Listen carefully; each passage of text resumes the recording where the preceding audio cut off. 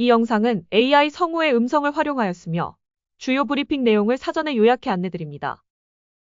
PBS 제도 폐지 및 개편 방안에 대해 조승래 국정기획위원회 대변인이 브리핑합니다.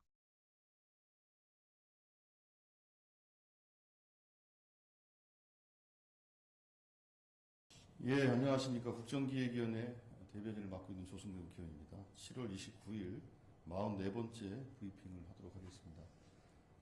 오늘은 자세한 분과별 사항 서면으로 배포를 할 것이고요. 오늘은 지난 30년간 유지됐던 PBS 제도, 그러니까 정부 출연 연구기관의 연구과제 중심 운영 제도라는 이 PBS 제도 폐지와 관련해서 말씀을 드리겠습니다.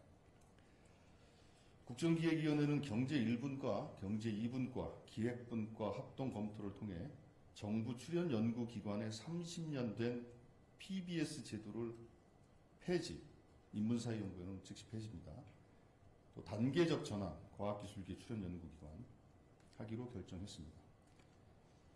PBS는 1996년 정부 R&D 투자의 비효율성을 개선하고 연구의 생산성을 높이고자 도입되었으나 당초 목적과 달리 정부 출연 연구기관이 자체적인 기본 연구보다 수탁 연구만 집중하고 과도한 경쟁과 단기 성과에만 매몰되는 부작용이 발생되고 있습니다.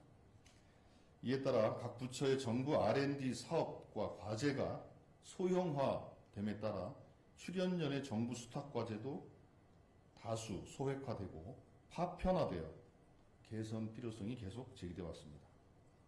이번 PBS 제도 폐지를 통하여 정부 출연 연구기관의 연구 역량이 획기적으로 개선될 것을 기대합니다. 경제인문사회연구계 24개 출연 연구기관의 경우 중장기적이고 종합적인 정책 대안을 제시하고 연구기관의 기본적인 역할을 강화하기 위하여 26년, 내년입니다. 26년부터 PBS 제도를 전면적으로 폐지하고 출연금으로 전환하기로 하였습니다.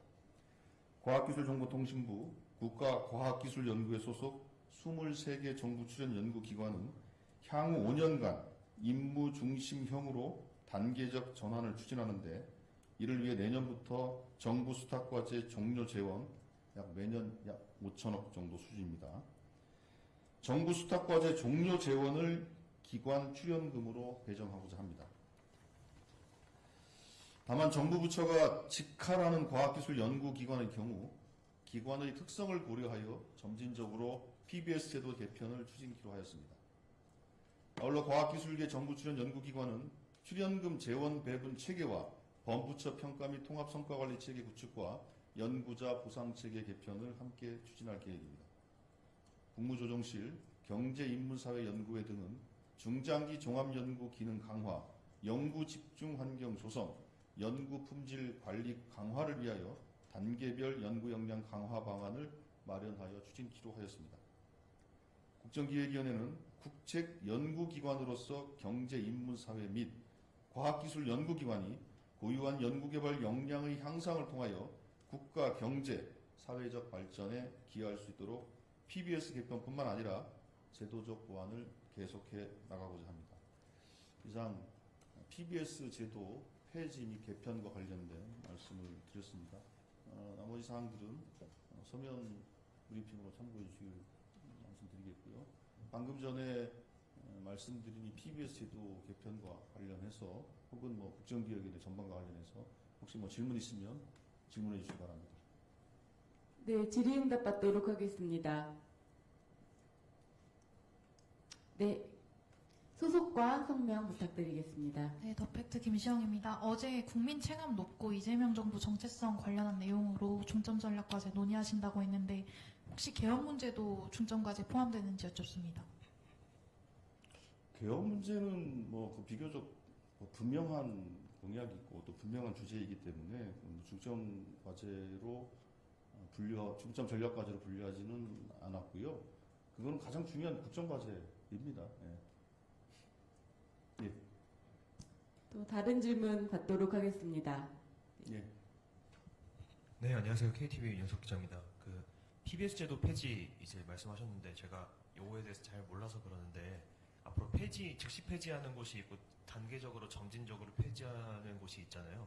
이 폐지 과정 간단하게 좀 설명 부탁드리겠습니다. 예, 경제인문사회연구회 소속 연구기관과 과학기술연구회 소속의 연구기관의 연구의 성격이 조금 다르고 배정되어 있던 수탁과제의 양상이 조금 다른 특징이 있습니다. 경제인문사회연구회 소속의 수탁과제들은 비교적 단기 과제들이 많다면 과학기술연구회 소속의 출연연구기관은 최장 5년짜리 장기 과제들이 많이 있습니다. 그렇기 때문에 경인사 소속의 출연연구기관은 내년도 예산 편성을 하면서 즉시 그 수탁과제에 해당하는 만큼의 재원을 출연금으로 즉시 전환해서 PBS 제도를 전면 폐지가 가능한 것이고, 과학기술연구회 소속의 연구기관들은 현재 진행되고 있는 과제들이 있기 때문에 연차별로 종료가 되고 그 종료된 과제들을 출연금으로 전환하는 이런 구조를 밟을 수밖에 없다. 그게 아까 제가 설명드린 것처럼 이게 대략 매년 5천억 규모가 될 것이다. 그래서 최장 한 5년 정도 이렇게 단계적으로 과학기술연구회 소속은 전환되는 것으로 그렇게 이해하시면 될 것 같고요. 그러니까 출연연이 이렇게 돼 있어요. 보통 이제 출연연구기관은 국가가 법에 따라서 역할을 부여하지 않습니까? 근데 그 역할을 부여한 기본 과제가 있는데 이 연구기관들이 안정적으로 연구를 하기 위해서는 예를 들면 뭐 민간이나 혹은 시장에서 혹은 기업에서 하지 못하는 기본 연구들을 해야 하는데, 그러려면 정부가 안정적인 출연금 구조를 뒷받침해줘야 되는데 그 출연금 구조가 뒷받침 안 되니까 자꾸 이제 수탁을 통해서 자기 인건비를 충당한다든지 기관을 운영한다든지 이런 상황이 벌어지게 됩니다. 그렇기 때문에 고유의 역할을 하기 어려워지는 거니까 문제제기가 계속 있어 왔던 것이고, 이번 기회에 PBS 제도를 폐지, 또 단계적 전환 이렇게 추진하고 있는 것으로 이해하시면 될 것 같습니다. 예. 또 추가 질문 있으신 기자님은 손을 들어서 표현해 주시면 되겠습니다. 없으십니까? 네. 그러면 이 정도로 하고요.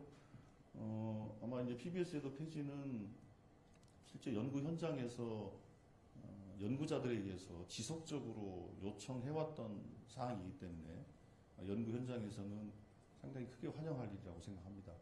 그리고 각 기관의 연구의 독립성 혹은 기본 과제에 대한 충실한 연구, 이런 풍토가 만들어질 것이라고 기대하고 있고요.